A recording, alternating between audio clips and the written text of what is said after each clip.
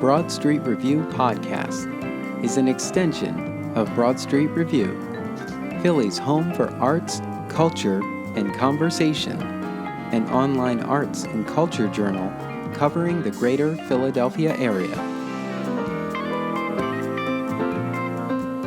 I'm your host, Darnell Radford. Today on the podcast, our Eric returns as his star continues to rise. With 3 plays, a book on the way, and a weekly newsletter, we'll play catch-up with R. Eric Thomas. Here is my interview with R. Eric Thomas. And we're live! Welcome to the virtual studio. It's 2022. It's spring, supposedly. However, the weather keeps telling us different things. Let's see. At the beginning of this theatrical season, we were living in the ever-present. We're backing track. We're spending time with the folks at home. We'll soon bow to the kings of B-more. And we'll be crying on television very soon as well. All this and more previously on is our Eric. Oh my goodness. Our Eric Thomas is in the virtual studio today. Hello. You rang all the bells. You got everything in there. That's it. Yeah. I'm so happy to have you here, Eric. Welcome to the virtual studio. We're going to give everybody a round of applause. Yay! Thank you for having me. It's always such a pleasure to be here. I just want you to know, so our listeners can't see this, but Eric, you can see this, that I am totally oh my gosh, here for it. I love those church fans. So yeah, Darnell's holding up one of the church fans that we gave out for Here for It, my first book. And yeah, I've been very lucky with swag throughout my career. I've got the book too. You've got the book. I love it. But the church fans, I think that was the high bar for swag. Yes. Nothing says where my people at like church fans. Yeah, I was like, you know what? Let's let people know what's up, and people knew what was up. Yes. So we have so much to talk about, and it seems like you've been on quite a conversational tour. I've been seeing all the posts today, which has been pretty awesome. I wanted to talk quickly about Previously On. Okay. Because this particular Previously On is about minding your own business. Yes. So yeah, I write this. I write for the Bulletin platform. I write a weekly newsletter called Previously On that is ostensibly about pop culture and nostalgia and what we're going to remember in the future about pop culture today. And after the Oscars, I originally was like, okay, I'll do an Oscars recap. And like, sometimes I like doing recaps and I like TV recaps. Sometimes I like doing award show recaps, like best and worst. But I don't know, the vibes have been atrocious the last couple of years. And I'm just like, I'm not for it. And then, of course, the slap happened and everybody woke up on Monday morning and was like, well, let me crack my knuckles, do my little Wordle, and then deliver some of the worst opinions you've ever heard in your entire life. Absolutely. And so it got to midday. Excuse me. It got to midday and I was like, oh, you know what? You know who needs my opinion? Nobody. So I was like, you know what? Here's the word for the church today. Here's the pop culture that we need to take with us. This is rich people business. And I don't need to, I got to be like Lupita Nyong'o, sit right there, look cute, post my cute picture, mind my business. And that's the energy I'm taking through. I felt similarly. I did share some of the points that were being expressed online because some of them were, okay, you guys are on top of this, like right away with some of these memes, which were, quite interesting to see. But in general, what I thought about the next day was I had a situation where a friend, two co-workers got into a kerfuffle at work, and there Oh. was no explanation needed. You do not put your Mm-hmm. hands on somebody. You cannot No. stay with us. Mm-hmm. And so that was the only post that I really shared beyond the ridiculous memes that everyone else had put. But I put those in my, I put the memes in my story, because the story goes away after 24 hours. Mm-hmm. So I was like, I'm just in the moment because I was there. I was Mm-hmm. virtually in the room when it happened, but after that, I don't need to talk about this. You don't need to scroll through my history and find my Right, hot take right. on this. Um, but you're right. That's some rich people ish right there. If this happened at you know if this happened at the Arden, somebody got Oh slapped God, oh opening night, then God. we would be talking about that. But Right. And eventually, and I see a lot of different sides, and I think you're right. Violence has no place.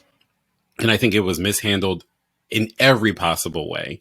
Um, and I also feel like people were using it to like build out whatever they're like, well, here's the opinion that I always have, and let me make this relate to it. yeah. And, I get it. I get it. You want to peg it to your story. You want to peg it to your theme or your story or whatever you want people to talk about.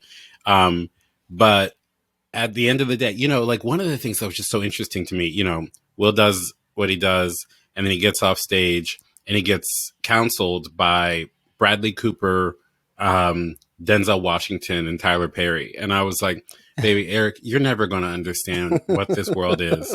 Like, never will. Like, apparently Denzel and Tyler were praying over Will Smith. And I was like, Oh. you know what? I've got to go. I gotta go. This is a different world. This is because here's what happened. We were watching a show for a minute and then we stopped watching a show and we started watching some weird personal business go down at a work function. Mm-hmm. And I don't work for this company. Yeah. So I'm like, oh, no. I got, I'm just a +1 and I've got to I got to minus. I got to subtract. I got to go. Yeah. Carry the one. Get out of here. I'm going to say this is a true story of two celebrities who stepped out of pocket at a work function and had their lives taped. And we get to find out what happens when people stop being polite and start getting real. Start getting real. Start getting real. I mean, that's what it is. I mean, and when Steven slapped, I can't remember who Steven slapped on The Real World, but like we're still I still think about that, and I'm like, okay, that was inappropriate. And Steven, of course, was made a pariah for it on The Real World. I like.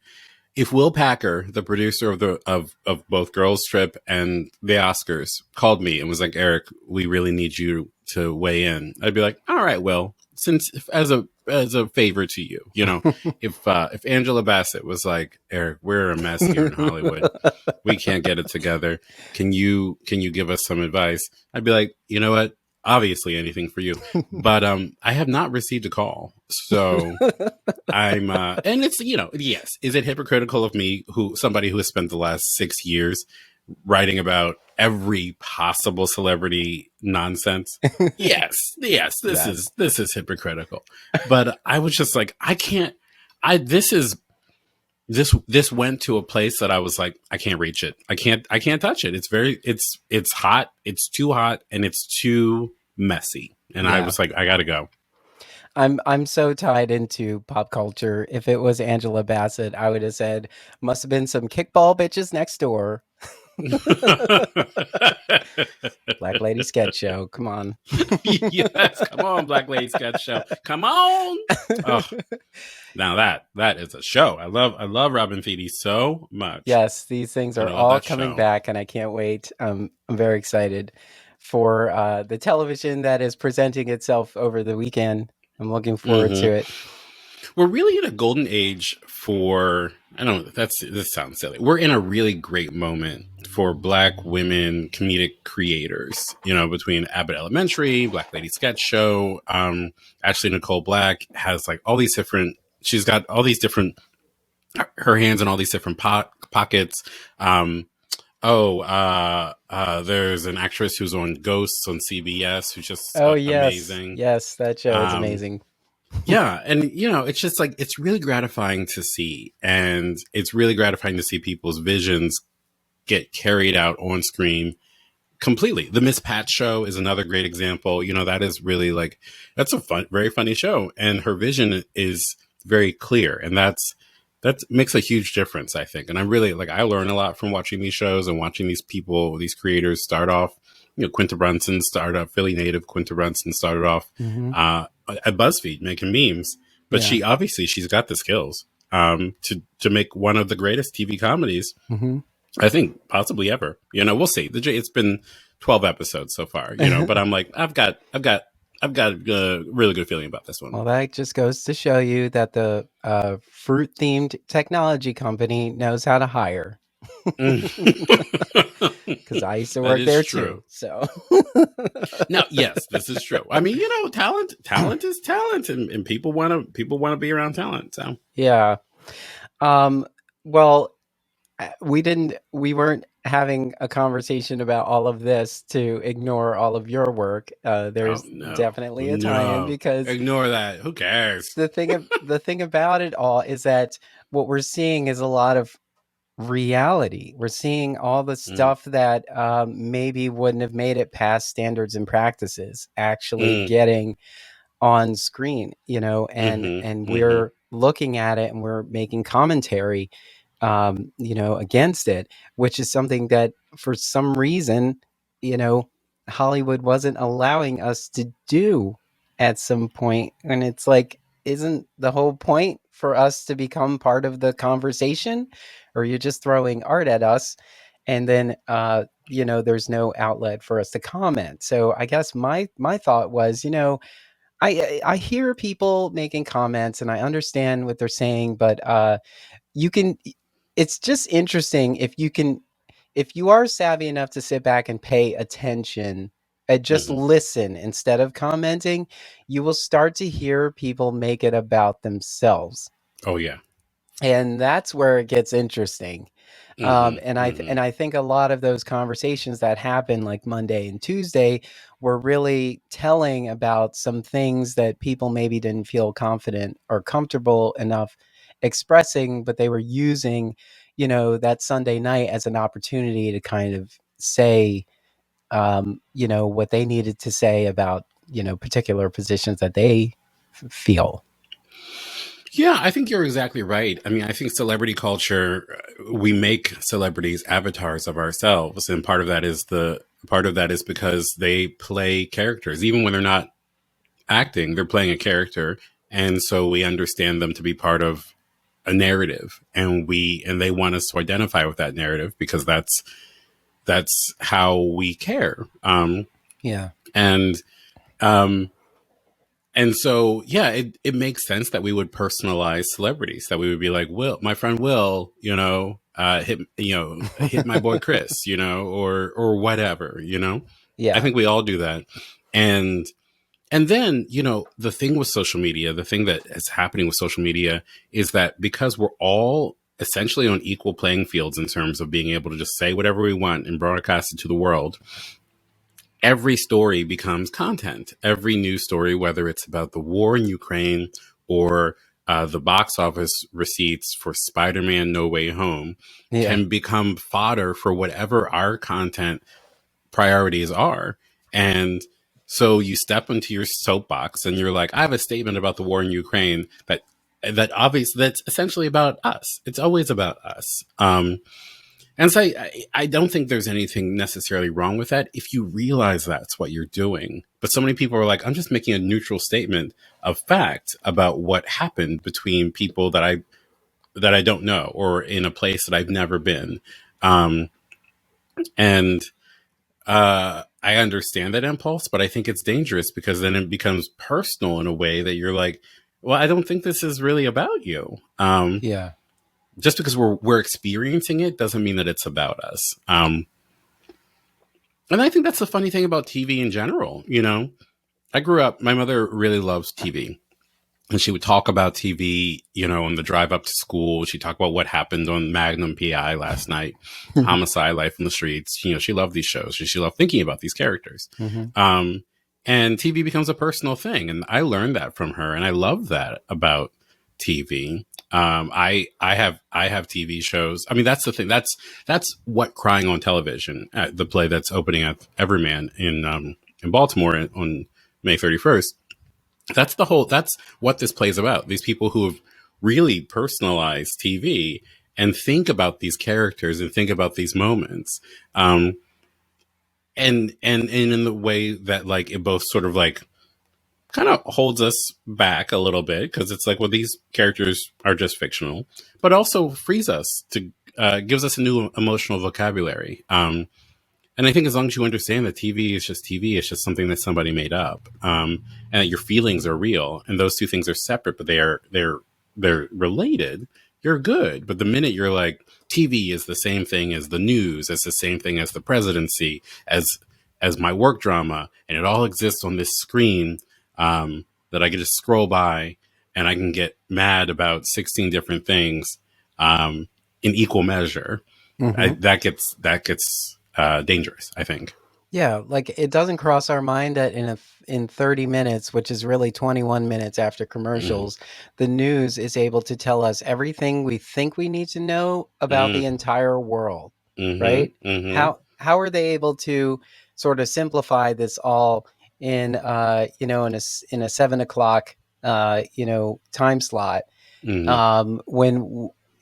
but at the same time we've been sort of mainlining it as it's happening as breaking news all day. Yeah. It's like, how are they able to do that? And if they are able to do that, did we need to mainline it all day? We could have been living our lives. Right. I honestly think one of the worst things that happen in society is a 24-hour news cycle. This idea that news is always happening is true, and also it's frustrating because something is always happening, but people don't understand and aren't compelled by the idea that sometimes C-SPAN is 24-hour news. C-SPAN is watch your congressperson not show up for this hearing, or fall asleep or check their phone, watch testimony about the commemoration of a new rest stop.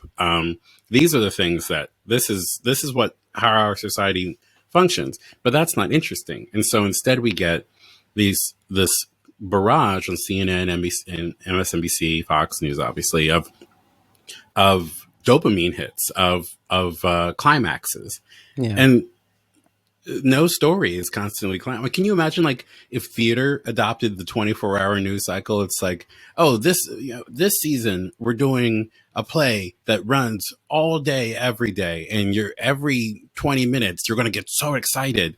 Like, that's deranged. That's unhealthy. I mean, that's the 24-hour bald soprano, I guess, but like, that's exhausting, and that's physically dangerous for both audience and performers. I say this as somebody who has participated in 24-hour bald soprano. Yeah, this is why a standing ovation is absolutely necessary for a performance like that. But since we're talking about standing ovations, since I just mentioned that, what is your thought on the standing ovation? I feel like it is so overdone.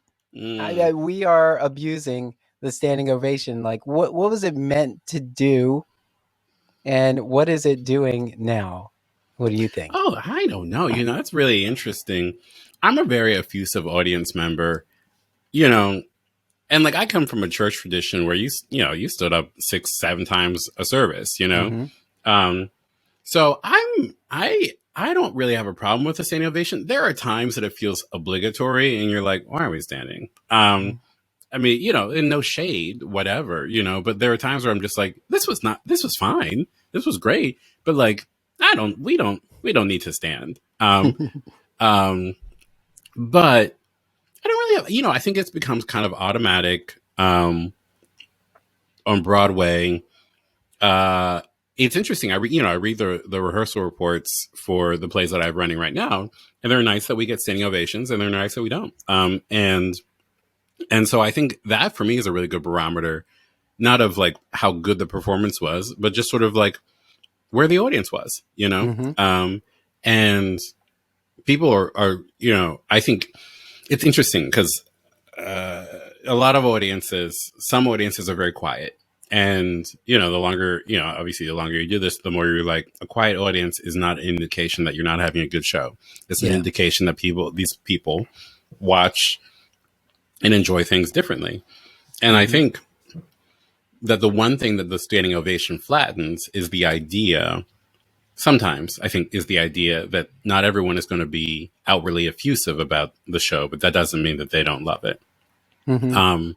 And so I'm never sort of looking for a standing ovation. But I don't perform. So it's sort of like, this isn't really even for me anyway. It's really for the cast. Yeah.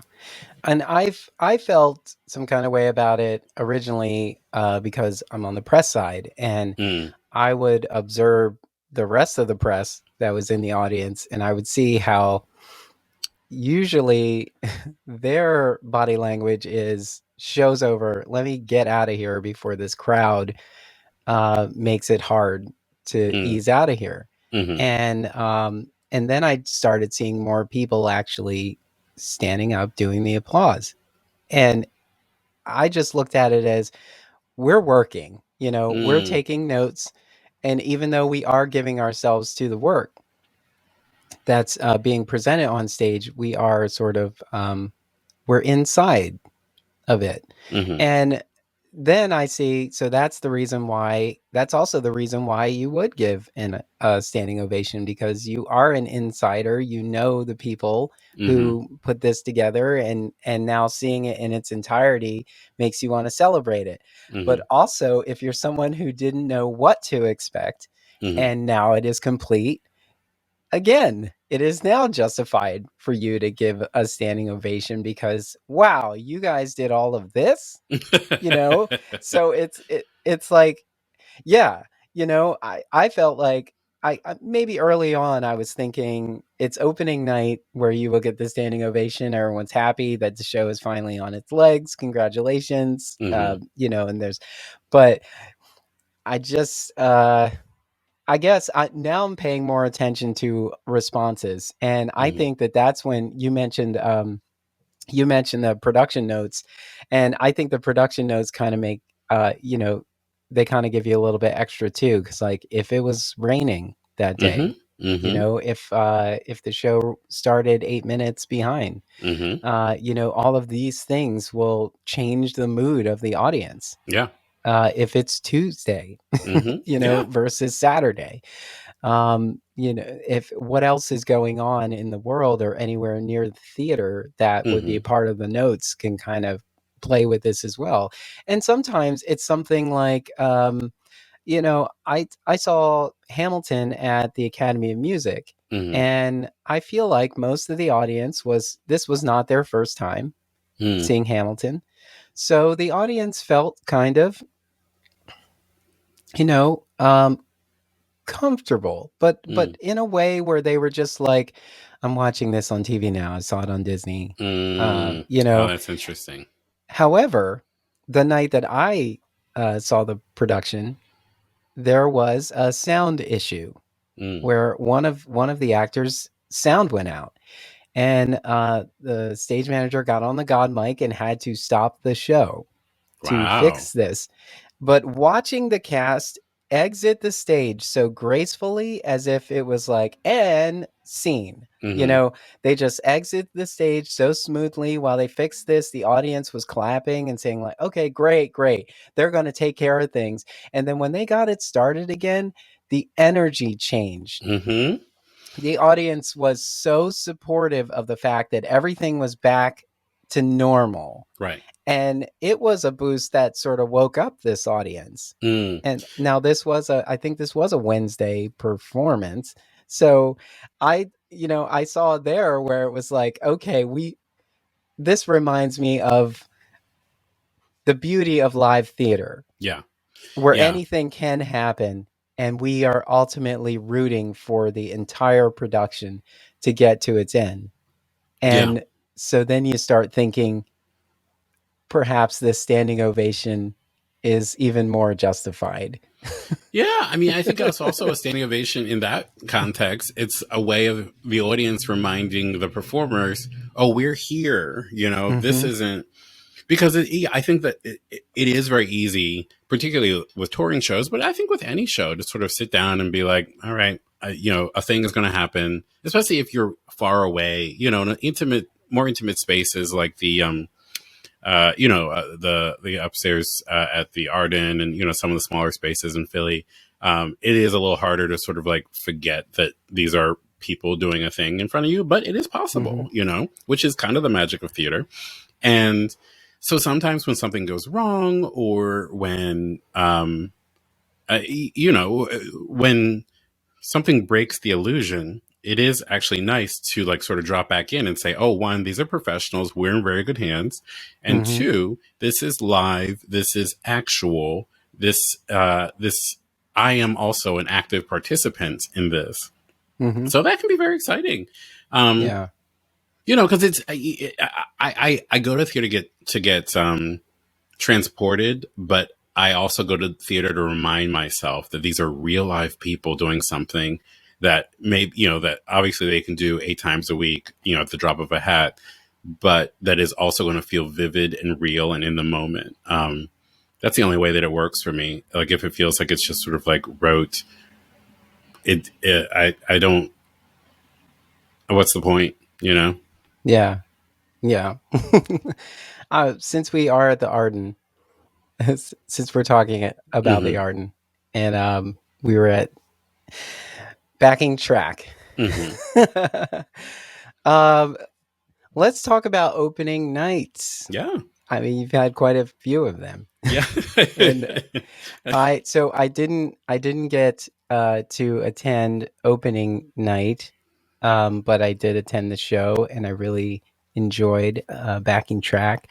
Um, I I was seeing, that, and along with the folks at home, that this tie to uh, home Mm, being such a grounding space in your work, really resonated with me. mm, Like, especially being a person of color mm, and thinking of the struggles. Like when you think about like a Raisin and Sun, mm, like that argument was about, putting roots down, having some place to call your own. And, I thought about that all through backing track, where I was just like, and with the folks at home, yeah. where it's like this home is where your heart is. And yes, you can make any space your home, but at the same time having a place that you can go back to and is always yours, and all your things are there, and this is where your family can assemble and grow and build. uh you know that really resonated with me in that. So tell me about opening night of backing track and what that felt like, and what it feels like to have your work in the hands of professionals. I mean, you know, it's one of the things that I really loved about this experience with the Arden. I had never worked at the Arden before, you know, but the Arden has, like many theater companies in Philly, has you know, they have people that they've worked with forever, and it's really nice to be welcomed into that group, and also to bring with me people who have worked there once or twice, like Becky, who I've worked with from day one, um, and Xandra Espinoza, and yeah, and so it's like it's interesting, the opening of um the folks at home felt like a homecoming in a different way, because I'd been going to Baltimore Center Stage since I was a kid, and the Arden felt like a sort of professional homemaking. Hmm. And it was interesting, you know, it was an interesting opening because there wasn't any opening night party or anything like that. Um, Yeah. and I was like very harried. It was it was very. I like openings, but my own openings I find very hard to navigate. I don't really enjoy them very much, to be honest. Uh, Not for any reason outside of my own self. You know, Mhm. I find it stressful, and I don't really know what to do. And but um, it was electric. And one of the things I love is that the Arden has this audience that they've built that is so diverse, and that backing track is making, you know, my big thing for in playwriting in general, I feel like, is radical welcome. I want you to feel welcomed into this space, and I want you to feel like the way that I write comedy, you're not going to get every joke because I'm talking to different generations. Some jokes are for boomers, and some jokes are or boomers or Gen X, and some jokes are for people who sit on Twitter all day. Um, and but that's okay, and I think because it feels like I want it to feel like you're having a conversation around like an intergenerational family dinner table. And that's really what the audience felt like to me and has felt like throughout the run of Backing Track. And so things Mm. that are sort of inside conversations with the queer community are legible to people who are not in the queer community, queer communities. And yeah, for me, that's really the sort of I've been writing and thinking about home for years, and I don't know whether I'm moving out of that stage or not. I sort of like I'm just never I'm always like, Eric, set a play in an office building, and I'm like, oh, I'm bored. I don't want to, you know. Like I like there's great plays at offices. Assistance is phenomenal. Gloria, amazing play. Um, yeah, but I'm just really, I think I'm always trying to touch the hem of Lorraine Hansberry. Raisin in the Sun, I found very compelling at a young age. I've read it a million times. I've read The Sign in Cindy Burstein's Window a million times. I do not think the younger family should have moved to the house. I think they should have taken the check. And I think they should have Mm. kept taking checks from racist white people until they were the richest black people in Chicago. That is what I think. Yes. And I don't know whether that is a progressive thought or a cancelable thought in this day and age. I think I don't think we couldn't have known what we were heading toward at that moment. Mhm. And I think they made the right choice for them at the time. Um, Yeah. and so that's always for me the question of home. These walls preceded us, and they will probably outlast us unless the home gets destroyed in the play. So how do you know what's coming? And how do you reckon with the fact that the people who came before you didn't know what was coming? And they tried to make the home for you as best they could. And sometimes they succeeded and sometimes they failed. That's Yeah. the comedic Yeah. question for me. I liked being in the audience, hearing people around me learn more about who you are as a writer, Mm. and some of the comments that they were, you know, oh, he did this, and oh, you know, he's very talented. I think he's gonna go somewhere. I'm I like, hope he so. already there, okay?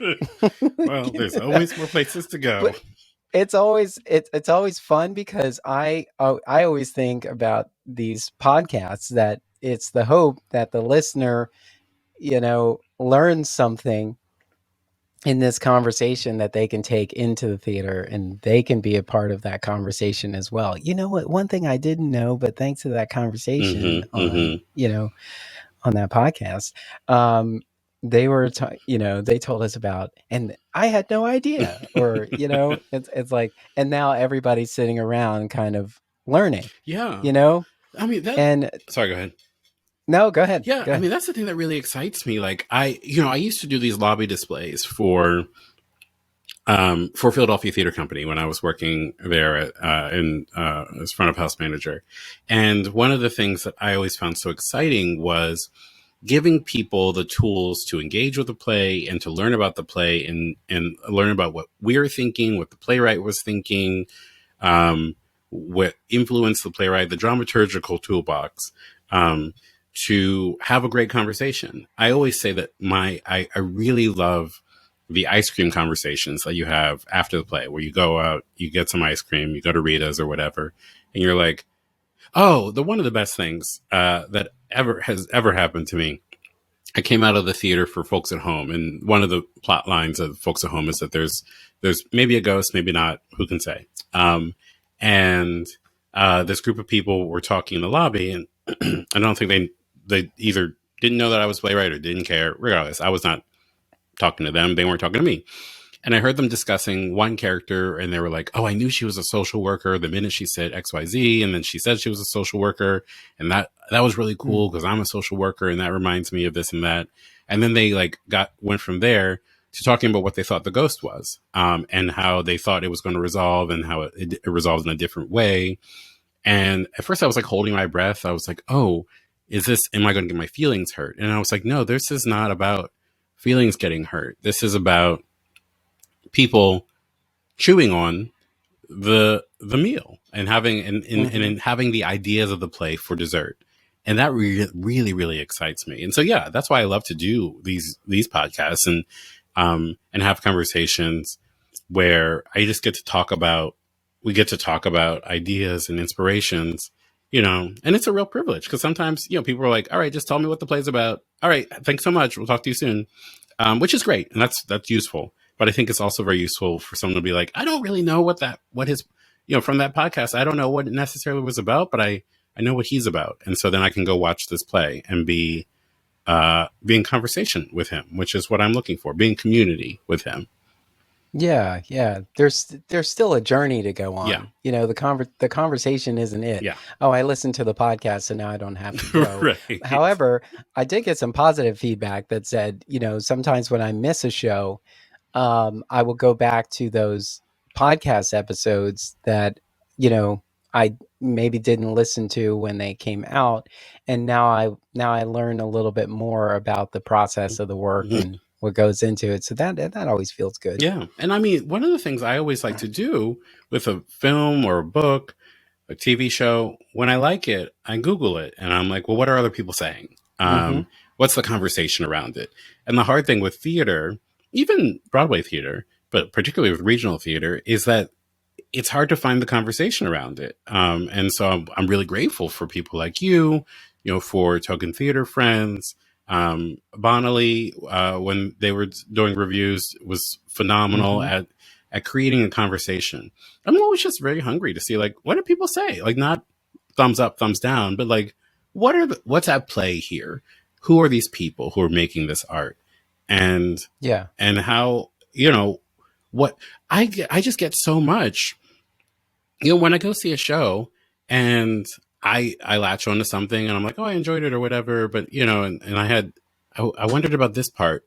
And then somebody else says like, oh, I didn't wonder about that part at all. That part made perfect sense to me. Okay, that's great. I hadn't thought about that. Or when I talk to an actor about their process and, I'm like, oh, I love that moment where Danielle Lene does this a lot, I will, I'll say like, I don't want to mess up your process, but like, there are things that you're communicating with your face that are so smart and so specific. And she always throws it away. I know she knows what she's doing. She's a phenomenal actress. She's so precise, but she's like, oh, I don't know what I was doing. And I'm like, Danielle, you know exactly what you were doing. And it tells a story. And it's called The Damn Thing. Doing the damn thing. Doing the damn thing. And so that makes me excited to be able to, like, when I go see other shows that I'm not involved in, and getting excited with people and saying, oh, did you see that little moment where, she had that little moment in the back and, it was just a little character moment. It wasn't even for us, but that was fun. That was cool, Yeah. And that's the benefit of a rehearsal process too. When you spend enough time with the work, you can actually really live in those moments. Yeah. And when the audience can pick up on them, that's how you know this team has done their work. Really, really bringing this to life in this moment, in this particular time. Yeah, no, It's that's always great. exactly it. You know, and that's why I love going back and seeing plays midway through the run and later on because I'm like, oh, they're finding new things. They understand how the audience is receiving this. So Hmm. it's really it's endlessly enriching. Theater is endlessly enriching to me. Yeah. So we hop in the car Hmm. and we go a little bit south. Hmm. We go south to your hometown, Hmm. Yeah. Baltimore, for the folks at home, and where this is the first opening night party that I've attended in a couple of Yeah. years, and the venue lends to like I'm like, are you sure it's just lower the lights, charge a cover fee Hmm. for this after Yeah. party? Like, It's I mean it's very sophisticated. That lobby. yeah. Yeah. Hmm. These these moments. I mean, first of all, I love the scenic design Mm. of the folks at Yeah. home. Yeah. Um, I could see it was very reminiscent of the scenic design at of backing Hmm. track as well. It felt like the same sort of cozy style Yeah. home, Yeah. you know.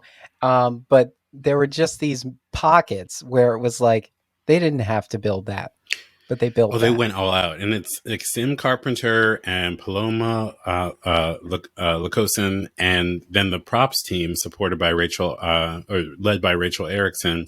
They really like they made magnets like specifically for the fridge, like magnets that like unless you're sitting far stage right, you're not even going to see them. You know, there's plants in all these little nooks and crannies. There's junk everywhere, Christmas lights in this little box underneath the the china cabinet. Um, and you know, a lot of that is not in the script. The script says Roger and Brandon are doing their best here. Mostly everything matches. It's IKEA mostly. Not that there's anything wrong with that. There's a couple inherited items that they've gotten passed down. And there's an Aaliyah poster someplace, and a bunch of souvenir hurricane glasses. And I was just sort of trying to give a sense of vibe. These are guys who are, you know, have tried to make themselves a home, but there's still those little vestiges of young, young, young life. Um, Hmm. and they don't have a whole lot of money. Um, and one of the things that Sim and the team did is that they created a really beautiful home. And at first I was like, this home is too nice. And then I was like, no, I get it. I understand the financial implications of in a city like Baltimore, you can get into a home like that for not a lot of money, but it's easy to get underwater in a home like that because Yeah. those homes are old and they require maintenance. And your mortgage might be reasonable, but is how reasonable is it when one of you gets laid off and doesn't get another job? But the it's what I love is that it could have just been a sort of like both sets, you know, the backing track and folks at home could have just been, you know, your standard. This is the living room, and instead they chose to show us Sim in the folks at home gives us something that is a temple, and the oh god, the what is it called at the top of the I can't remember what it's called, but there's a you know the molding on top of a building hangs over the stage like an illuminated by Cerise lighting design, and it's it's heavenly. It's like yes, this is every house in the this house is a universe. This house is a constellation. And Chris Haig's Mm. lighting, or sorry, set design uh, with Natalie Robbins' lighting design really works as like as this house is a psychological space in backing track. Mm. This house um, is the mind, and more than that, it's the heart. And it's just really, really, really smart design. Yeah. Yeah. And no dining tables in either No, design. no. It's funny. The thing. It's funny the things I forget. Like sometimes I'm just. I mean, like in folks at home, there's specifically not a dining table, and that's sort of part Hmm. of the whole deal. Um, uh, backing track, it's funny you say that. I've never thought about where their dining room is. I think it's probably, there's a dining room next to the living room, you know? No. But yeah, I don't know. It's very, But if there's no action in there, when you're thinking scenic design, if there's no action in there, there's no need yeah, I for can't it. do it. But I've never, But at the same time, it's just like they are young, yeah. and there have been, we rent homes like the home and backing Hmm. track, and um, we would find another use of that space, especially if you're an Yeah. artist, like to have that kind of space to kind of play in. uh, you know, that table may only be used, infrequently, or you might have a table that's designed for a lot of people, which you don't always have a lot of Yeah. people over. Yeah. I mean, I've had that struggle. We have this, my husband and I have this dining table. It's like high, and we bought these like tall swivel chairs to go at the table. And it's just like, it's impractical. We're like, who is like, what dinner are we having here? And so we're putting it in storage, and we're at our new place. We're getting a smaller table that has like little leaves. That's really good for two people. And then if we have two other people over, we'll Yeah, crowd you can pull them around. out.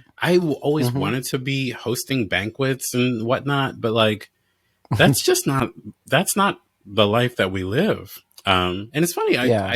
I don't really put a lot of thought into it, but like I said, that is a major part of the first scene in the second act in Folks at Home. And there's also an extended little bit about dining room tables, and Time Was on Our Side. So I don't know, it's all about gathering and where family happens.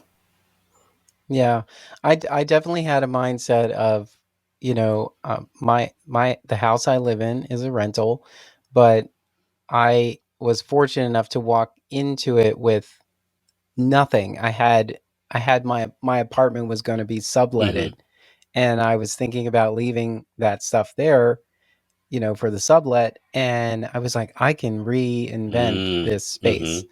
And I said, I would like to have a dining table. However, I was also thinking, I would like to have a dining table I could also do a podcast interview at, Hmm. so I was thinking about that as well. So it was a little different, but in general, my mindset has always been like, I want to have a place that doesn't require us to sit on the couch in front of the Hmm. television if we don't have Yeah. to. Not that we don't want to, but even now, to the point where, my partner Matt will ask, do you want to eat over there, or we'll eat at the table? And I'm like, no, we'll just eat at the table. Hmm. It's not a big deal. I'm like, there is nothing going on over here that can't Yeah. wait until we finish Yeah. eating. But that's a mindset that I have Hmm. now at this age in life. I'm 41 now, but when I remember having an apartment where where I had a table in the Hmm. kitchen, but I didn't really eat in the Hmm. kitchen, you know. So it's just interesting. It just goes to show you how some of these stories, like they carry some of these similar kind of traditional lines, like that we've grown up with, that we've experienced in past stories, but in real life, like we think about, we don't actually use all of the rooms in our house, in our home, the way they were originally set out to be used, especially for us if we don't have Right. children. Right. We don't have a ton of people in the house. It's just two of us, but we do need that space for some reason. Like, I cannot breathe if I'm working across from Hmm. you at the dining room table. I need my own space, Yeah. to function in, especially now. And we were seriously thinking about this through the pandemic. Like, I can imagine everyone who was in an apartment that was just enough for Hmm. them, Hmm. you know, during the pandemic, thinking this isn't enough Yeah. space. And why was I ever okay with having this little bit of Yeah. space, you No, know? I feel that. And I think a lot about what is the ideal space for the life that I have, and am I living the life that I want to live? And Mm-hmm. those two questions, it's sort of chicken and egg. It's kind of like, I don't know how to get to the answer. But like, even in our new place, I like, it's very important to me that there be enough seating so that we can comfortably have like 2 or 3 couples and we just hang out, you know? Um, and so many places, because like, so that means 2 sofas, you know? Yeah. And like most people have one sofa, you know, because that's what Yeah. makes sense. And so people are sitting on the floor. I've sat on the floor of people's houses, drag over a chair, and it's like that's fine. I don't have any problem with that. But I'm like, what if my space lend itself to doing the kind of thing that I want to do? And the same with our like Mm-hmm. dining room area. We're renting a place, and the landlord was like, you know, there was a long, beautiful, long. Um, dining table that would have benches on the side, and she was taking the benches, but she was going to leave the table. And I was like, oh, I don't want to buy benches for a table that I don't own. And two, I don't ever, if I'm going to have 8 people over for dinner, okay, I'll borrow a table from a community center or something. But right now, what I need is a coffee shop vibes. I need a little cafe table, Yeah. Mm-hmm. and all my books around me. Um, and the place to like sit and think and be, and maybe like a little cozy chair, and I don't know, maybe I'm discounting how much where I need to eat. Um, but I'm also sort of like, I think life happens in a different way for me. Yeah. And one day I'll get to the place where I'm throwing dinner parties. That is a very huge ambition of mine. I would love to throw dinner parties. Um, I'd love to throw. And then your life What's that? takes off, and you're not even home in enough time to actually enjoy the space that you were I mean, laying that's the out. problem. Like, I don't have time to cook right now. And I'm like, I'm living a life that I want, that I think is what I'm supposed to be living. But yeah, I don't get to live. I work all the time, and I don't get a chance to live in my house. So Mm-hmm. maybe one day. Yeah, I I felt the same way when I realized the benefit of having a laptop computer Mm-hmm. versus a desktop. Now I still have a desktop because I'm bougie like that, but it was about like if I had to work on the train, I Mm-hmm. can, Mm-hmm. or if I had to work at a coffee shop or somewhere that's not ideal, I could still get it Mm-hmm. done. And it's just interesting how these things are different Mm-hmm. now. I don't if you don't spend if you live in a bustling city, and you're in the heart of it, like maybe you're in what's considered the city center. You may not need all of that because it's all outside your Yeah. door. Like you can go down the street to your favorite place to get something to eat. You can go to that coffee shop. You can go to the movies or anywhere, that doesn't require you to have to park at home so Mm-hmm. much. And but I felt like that is something I've always wanted, and I feel like that's why I resonated with both of these plays, because it was about like keeping something Mm-hmm. close, even if you don't think you need it. Like there's this that sort of conversation that's going on between and backing track between Avery and is Mm-hmm. Yes, mom. Mel, yeah, Avery and his mom, about like, yeah, it'll be here when Mm-hmm. you need Yeah. it. And I'm like, boy, you better take that house. Like, I'll take Right. it. Right.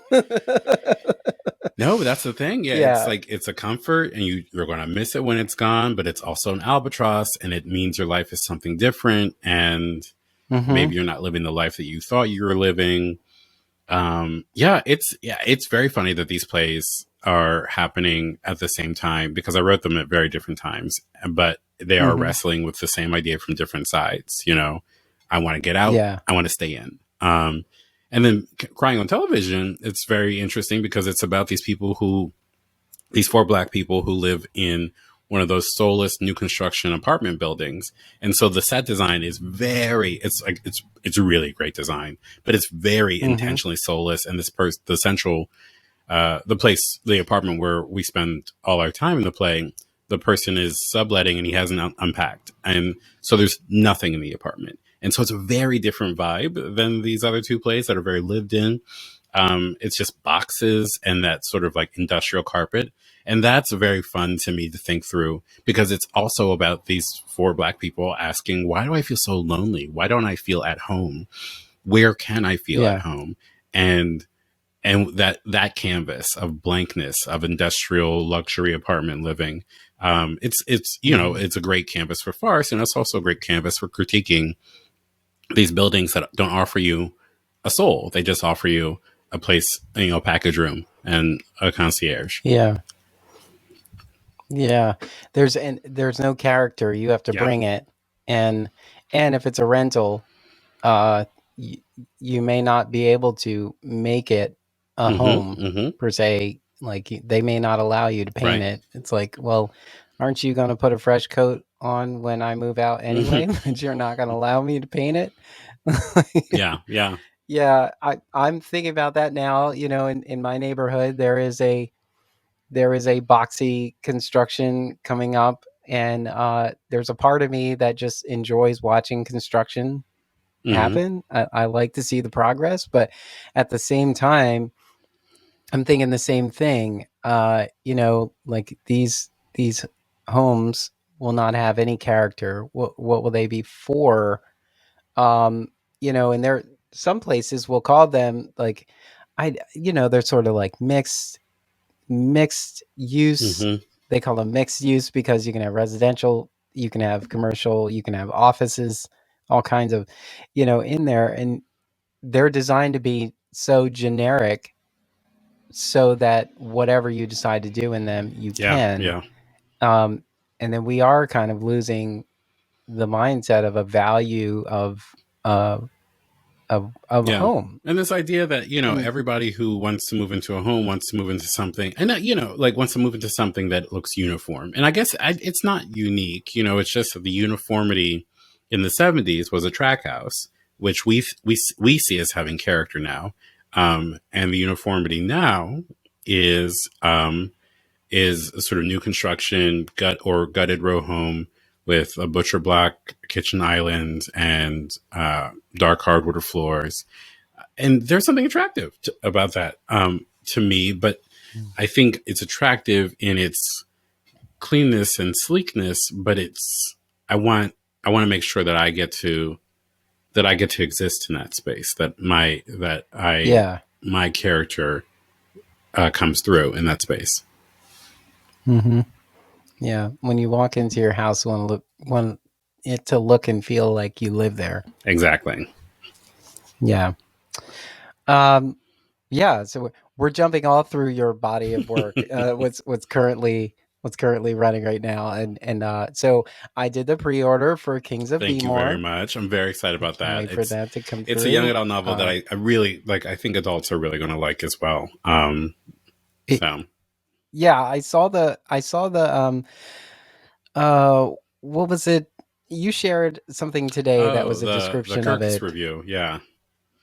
Yeah. Tell us about Kings of Bmore. So it is it's a romp. It's a romp about two best friends, and they stay best friends. A lot of, some people were like, oh, they fall in love. And it's like, no, this is literally about friends to friends. The problem is one of them is moving away. And so Harrison, who's the main character, has a lot of emotions. He's a Black queer kid and living in contemporary Baltimore. And he's very nervous that their friendship is not going to survive this move. And so at family dinner night, a family movie night, mandatory fun night, Harrison's father shows Ferris Bueller's Day Off, and Harrison gets an idea. He's like, I'm going to throw a Ferris day. Now, what two Black queer kids can get into in contemporary Baltimore is very different from what Ferris Bueller could get into in 1986, 5 Chicago. And so that's part of the inherent tension of the book. But it's also about these two kids growing their growing a head taller emotionally, growing their emotional vocabulary, learning how to say to each other, I care about you and I don't want you to go anywhere. They meet a whole Hmm. bunch of different people throughout the day. They run into friends from school. They meet new people. They go to Pride. They go to a museum. Um, they go to a public pool. They go to a rooftop party. And it's like, and the scenes are really vivid and really dazzling. And it's very funny. It's laugh out loud funny the entire way through. And I just wanted to create something that felt emotionally honest and also hopeful and joyful. Because it felt like something that I would want for myself, and something that I felt was needed in the marketplace. The book doesn't Mm. ignore the fact that these two kids are Black and that they are queer, and that their friends are largely people of color, and many of them queer as well, living in contemporary America. But their otherness, quote unquote, is not the source, is not a source of trauma. They are allowed to be fully human, and that means that they are allowed to experience, human sadness and human fear, as well as human joy, and not be punished for being who they are. So I'm very, very excited Yeah. about this book. I really like. This is my first novel. Um, I love it so deeply, and people have really been loving it. And I didn't know. I was like, did I just write this for me? But that's the only way you can write. You write the thing that you want to read. That's what happened with Here for It. That's Hmm. I think what's happening with Kings of Be More, and people, hopefully people see you and they meet you where you are. Yeah, and people will find their way in, and that's always great. You know, because we are often feeling alone in the Mm-hmm. world. Like I used to say, I've said on many occasions that I could feel alone in a crowded Mm-hmm. room. Mm-hmm.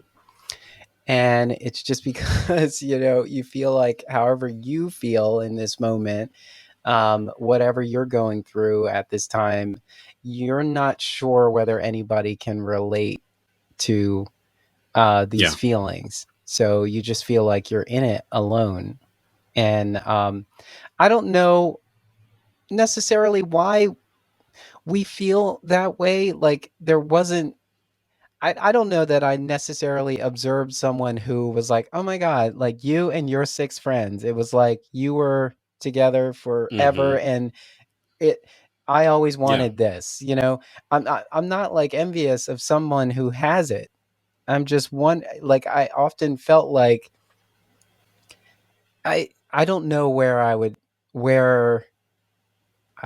where it came from, where that thought came from. Like I there are times where you often look at like, isn't it good for you to be kind of so unique in this space that you're bringing something to it that wouldn't have been here if you were not Mm-hmm. here? Like that's the way for you to, you should feel, great about it in that sense. But also you do want, I think it kind of calls back to Mm-hmm. home, Mm-hmm.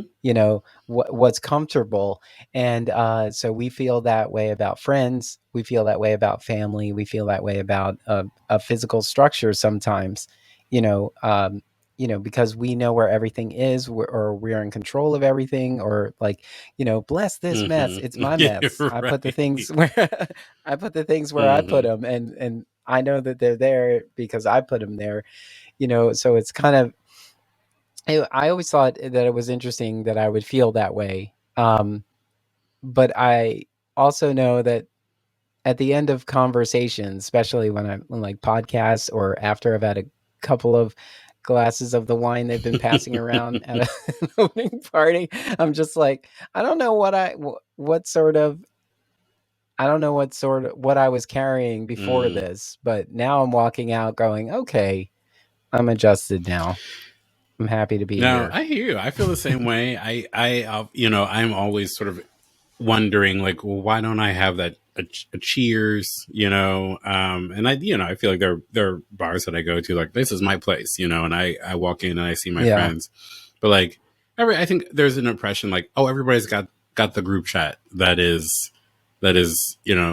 where they're always going, and I don't think that's true. I think a lot of people are feeling like I don't have the friends that I want to have. One of the things that's been exciting about my 40s and particularly this post-pandemic moment, is that I don't have time to pretend. And so I've been very, I've been very sort of, I don't know. I think in my mind, at least, I've been very sort of like set on, I've got to put together the structure that I want to be a part of. Friend wise, I have to make sure that I say to people, like, I appreciate you and we should hang out more. And I also know that being in your 40s in America right now means that, or whatever, how, being anybody means that you don't have a lot of time. Nobody has a lot of time. But, Hmm. I think I'm not going to have like the group chat that's always clacking. But I think it is nice to be a part of a community and to be able to say like, oh, I get to see the people that I care about, and they get to see me. I think that's important. Yeah. I also think the pandemic has kind of made it easier for us to have that Yeah. distance, and or at least me. My grandma. I remember my grandma said to me when I was younger. She's like, you're always running out of the house to go see your Hmm. friends. Like you got to get out there. She's like, my best friend, lives 2 counties away, and I haven't seen her in eight Wow. years, and we haven't stopped being best Mm, friends. They were not physically in the yeah. same space, but they had. This is back when you pick up the phone and you call somebody, and she, told me your friends are going to be your friends no matter where you are.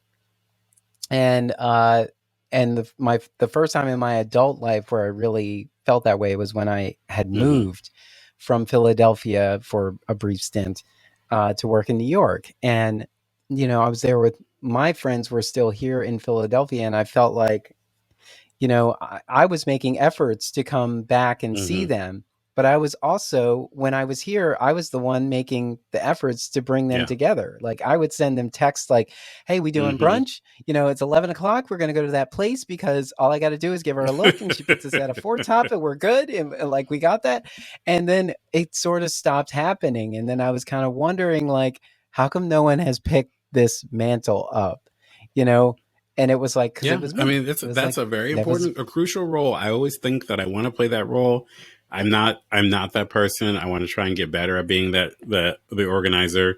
I find it so exhausting. So with people like you, yeah. kudos, kudos.